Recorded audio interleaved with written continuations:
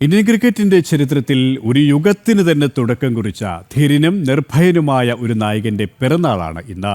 ദാദാ എന്ന് സ്നേഹത്തോടെ ആരാധകർ വിളിക്കുന്ന കൊൽക്കത്തയുടെ രാജകുമാരൻ സൗരവ് ഗാംഗുലിക്ക് ഇന്ന് പിറന്നാൾ.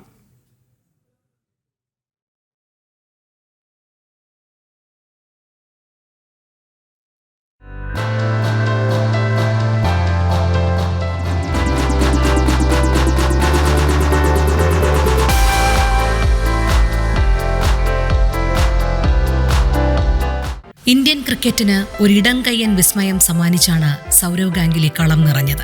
ഓഫ് സൈഡിലൂടെയുള്ള അദ്ദേഹത്തിന്റെ മനോഹരമായ ഡ്രൈവുകൾക്ക് ആരാധകർ ഏറെയായിരുന്നു.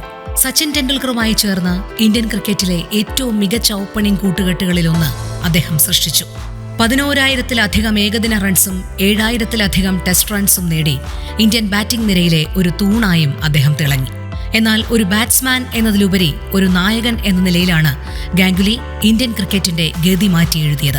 2000-ൽ ഒത്തുകളി വിവാദത്തിന്റെ കരിനിഴലിൽ നിന്ന് ഇന്ത്യൻ ക്രിക്കറ്റിനെ കൈപിടിച്ചുയർത്തിയത് അദ്ദേഹത്തിന്റെ ധീരമായ നായകത്വമാണ്.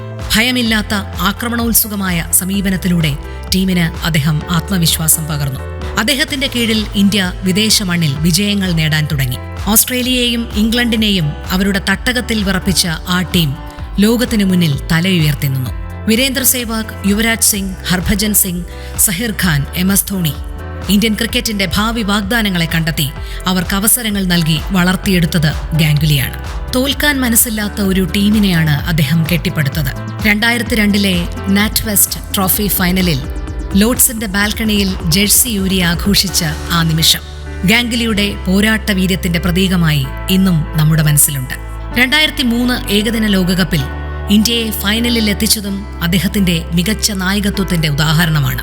കളിക്കളത്തിൽ നിന്ന് വിരമിച്ച ശേഷം BCCI പ്രസിഡന്റ് എന്ന നിലയിലും ഇന്ത്യൻ ക്രിക്കറ്റിന് അദ്ദേഹം വിലപ്പെട്ട സംഭാവനകൾ നൽകി.